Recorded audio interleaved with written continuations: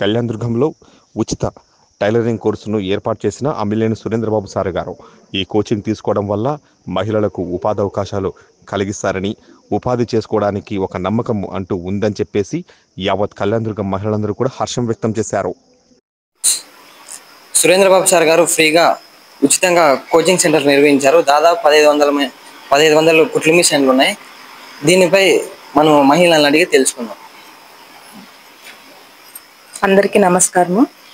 మన కళ్యాణదుర్గంలో ఇంతవరకు కూడా ఎక్కడ ఫ్రీగా కుట్టి మిషన్స్ అనేవి ఇంతవరకు ఎప్పుడు రాలేదు. మహిళలకి ఇలాంటి అవకాశము 1500 మంది అప్లై చేసుకోవడానికి అవకాశం కల్పించిన మన అమ్మిలేని సురేంద్రబాబు సార్కి ప్రత్యేక ధన్యవాదాలు.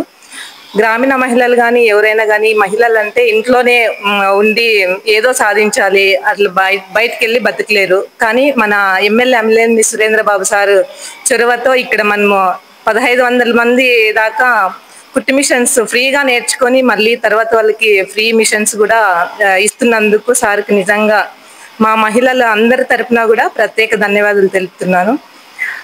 ఇంతకు ముందు ఏ ఎమ్మెల్యే కూడా మహిళల కోసం కానీ ఏ కార్యక్రమాలు చేపట్టడం నేనైతే చూడలేదు.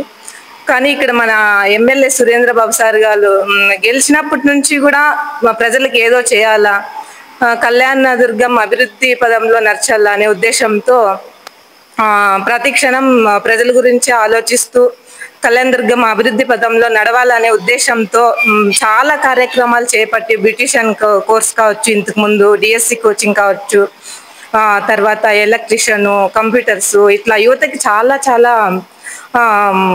కోర్సెస్ తీసుకొచ్చినాడు. సార్కి అయితే చాలా ధన్యవాదాలు తెలియజేస్తున్నాను. నేనైతే చాలా హ్యాపీగా ఉన్నాను, నాతోటి మహిళలు కూడా చాలా హ్యాపీగా ఉన్నారు.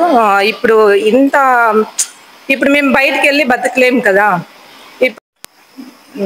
బయటికి వెళ్ళి మహిళలు ఏ పని చేయలేకుండా ఉన్నారు. కాకపోతే ఇక్కడ కుట్టి మిషన్స్ ఫ్రీగా నేర్చుకుని తర్వాత మన ఇంట్లో కూడా కుట్టి మిషన్ వల్ల ఆదాయం కలుగుతుంది.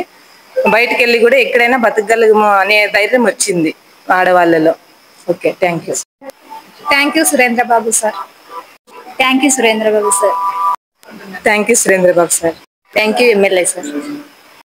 ఇంతటి ఉపాధిని కల్పించిన మన ఎమ్మెల్యే సార్ అమ్మిలేని సురేంద్రబాబు సార్కి హృదయపూర్వక ధన్యవాదములు.